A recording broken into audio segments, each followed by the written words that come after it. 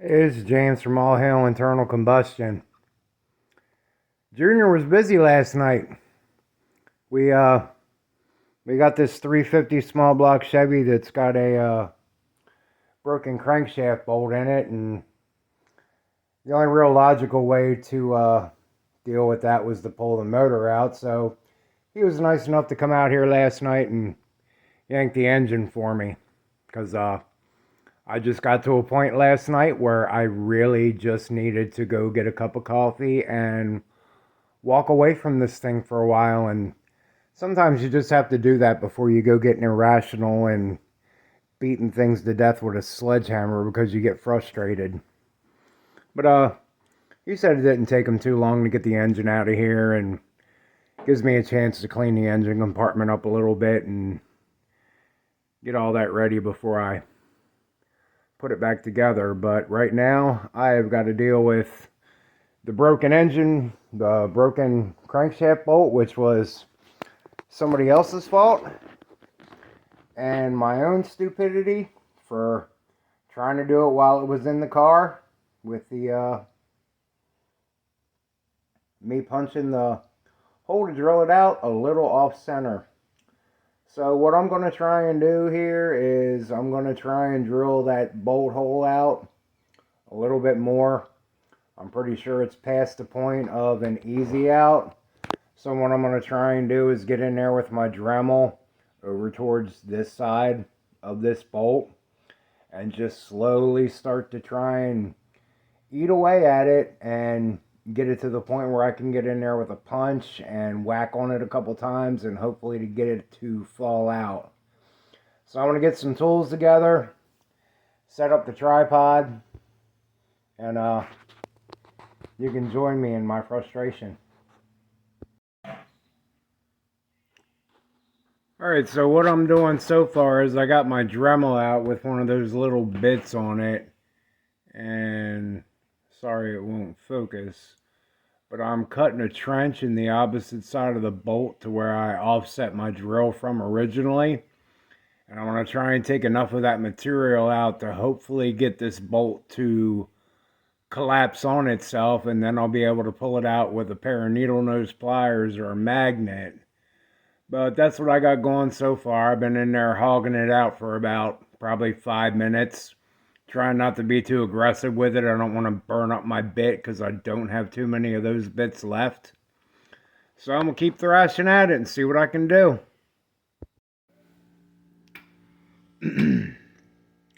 Alright, so I did manage to get the pieces of the bolt out of there. It was, the threads inside are really torn up, but I think we're going to try and grab a tap. Go in there and see if we can clean those threads up a little bit. But what I did was I drilled a hole down through the middle of the bolt. And then I've got this dumb little hacksaw thing that I picked up someplace, and we modified a blade so that it would go down inside. And what I did was I went down in here on the thicker part of the bolt that was left in it and just started dragging it up, because on this hacksaw blade, when you pull, it cuts. So I was able to put a lot of pressure against it. And I am really hoping that once we score another crankshaft bolt and chase these threads, it'll at least let us torque it to where it needs to be torqued to. 7/16 by 20. And this bolt happens to be a 7/16 by 20 thread.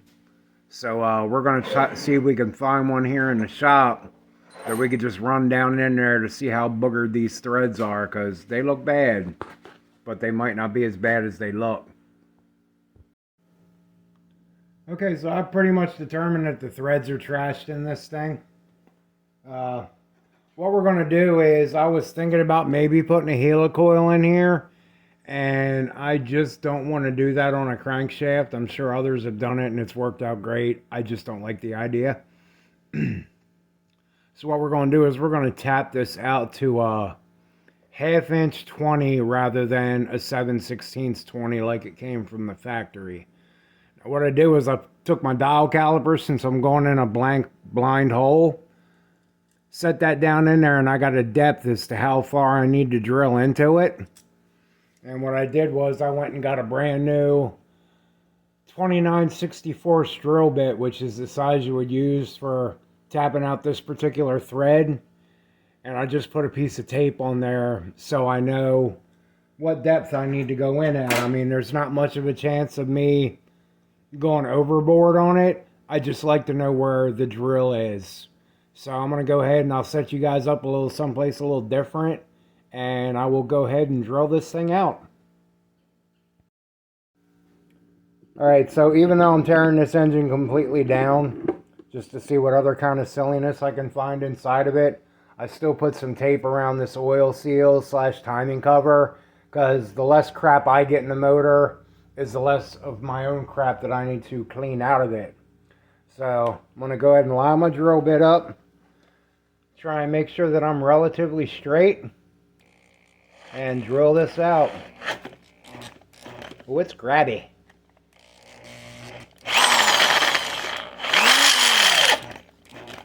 Oh, it's grabby.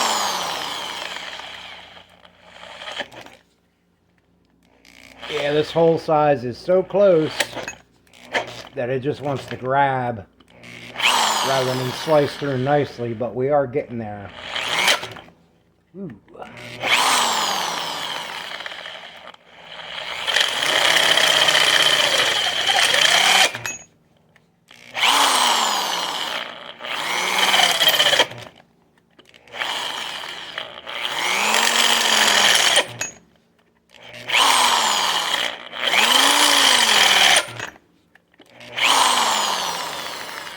Almost there.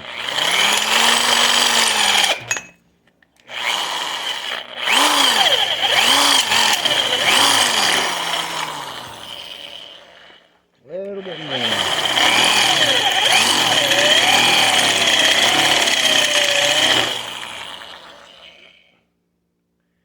And I believe that would be it. Let me grab a light and have a peeking down in that hole and see where I'm sitting at. Okay, so as you can see, I definitely got to the bottom of the hole. Went into the crankshaft just a little tiny bit, but I'm not overly concerned about that. So I'm going to go ahead and get set up with the tap, and I'll explain what kind of taps I'm going to be using on this. Here's the two taps that I picked up to do this job. This one up on top is called a taper tap, because as you can see, it'll go in quite a bit before it actually starts to really cut into the material. Usually I think it's around 8 threads until you have a full thread being formed inside of it. These are nice for if you're starting on a hole and you want to give yourself a little room to get in there and get straight before you really start to cut threads. These are awesome. Now there's one in the middle called a plug tap that would basically be the same as this, except it would only have like 5 threads before it starts to cut. And the one I'm finally going to run through there is a bottoming tap. And as you can see, that only has like 1 or 2 threads before it really starts to cut. And you want to use these in blind holes where you're not going to be able to come out the other side. That way you get your thread depth all the way into your hole as much as you possibly can. So I'm going to get set up and start to cut these threads. Alright, so I've got that taper tap started about 1 thread.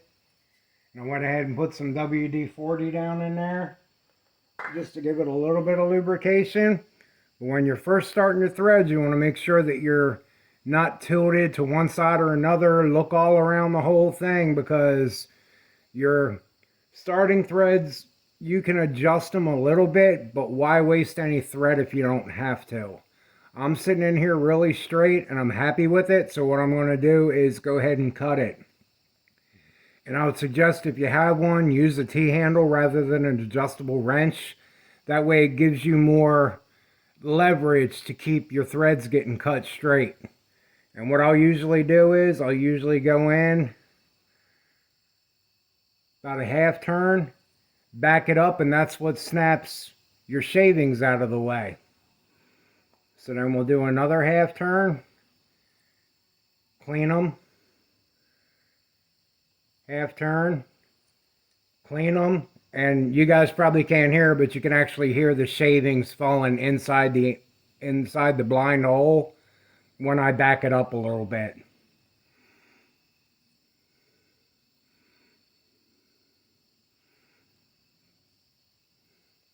And if you start to feel anything funky, you want to stop and back your tap out and see what's going on. And once you get down in far enough, you're also going to want to come in with some compressed air or something and clean it out. That way your metal shavings aren't getting ground in with the threads that you're trying to cut.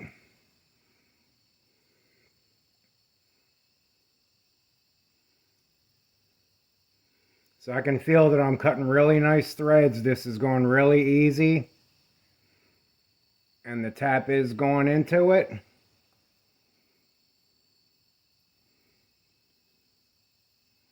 Now right here, what I'm going to do is I'm going to go ahead and back the tap out.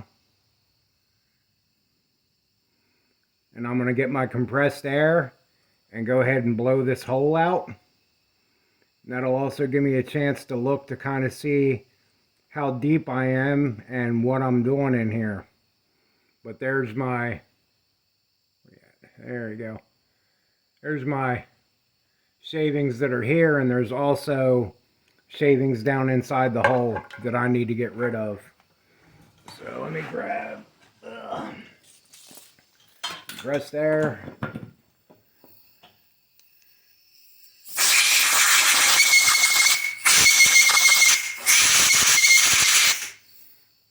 And I'm going to take a look down in here with a flashlight to see how everything looks. Nice, and I'm probably about, I would say, a little bit more than halfway through. And the threads are looking really, really nice. So what I'm going to go ahead and do that I didn't do before is I'm going to take my dial caliper and a piece of tape and mark my tap here the same way I did before, because what I don't want to do is if I bottom this tap out inside of this bore, it'll actually start to pull the threads out while I'm cutting it, and it basically destroys everything that you just did. So I will be able to take my tap in that far from this top edge here before I am close to hitting the bottom. I'm going to stop a little sooner than that because I do have another tap, the bottoming tap, that I can throw in here to finish my cut. As you can see, that's going in really nice and really smooth. So I like that. Half turn, back. Half turn, back. Wash, rinse, repeat.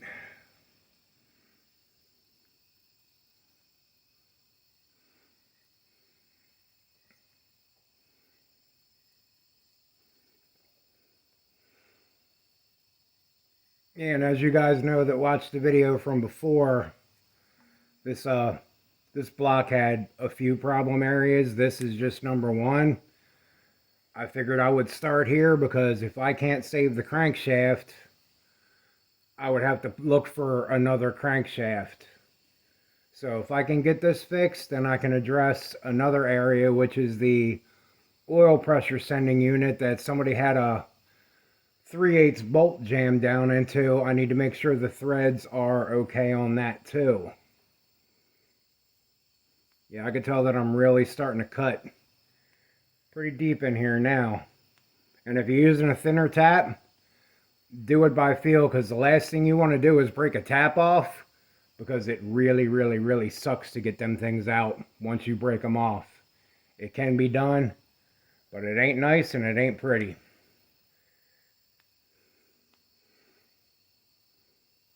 So I'm going to back this back out.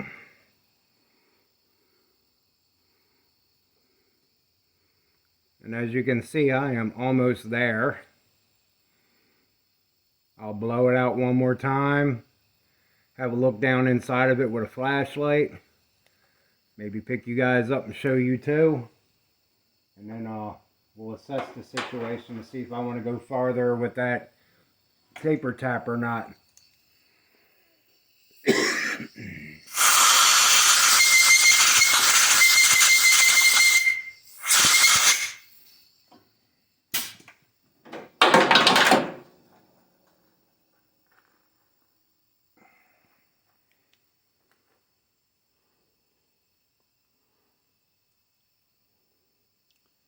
Yeah, we are almost all the way down in there. So what I am going to do is I am going to switch out and use the bottoming tap to go the rest of the way down. Let me go ahead and pull you guys off of here and give you a little peeking down in that hole so you can see how nice the threads are cutting.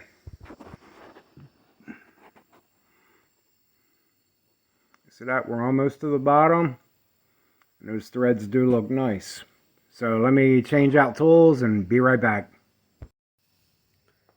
Okay, I went to set up for the bottoming tap, and for some reason it wouldn't thread into the hole, and it is stamped with the right 1/2 inch by 20 designation that it should work, so maybe there's some kind of a defect with it.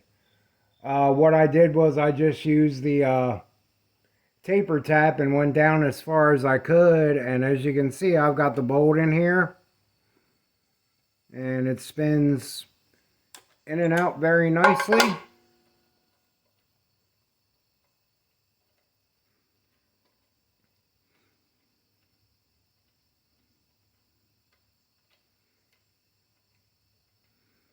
And from the end of the crank snout to the end of this bolt, I'm getting that much penetration into it, which is probably about the same as the factory setup was. So I got the crankshaft problem taken care of. Next thing I'm going to have to do is I got another engine stand. We're going to have to go ahead and jack this thing up, put it on a stand. I'm going to take a look at that oil pressure sending unit in the back, but that'll be in the next video, and that's the video that we're also going to go ahead and start tearing this thing down, because I'm pulling the heads off of it, the oil pan, checking the bearings, checking the valves, all that, because I really don't trust what went on inside this thing if the outside was that bad. But we'll see. So stay tuned for the next lovely episode of What's Screwed Up on This Motor. Make sure you like and subscribe. All hail internal combustion. See y'all next time.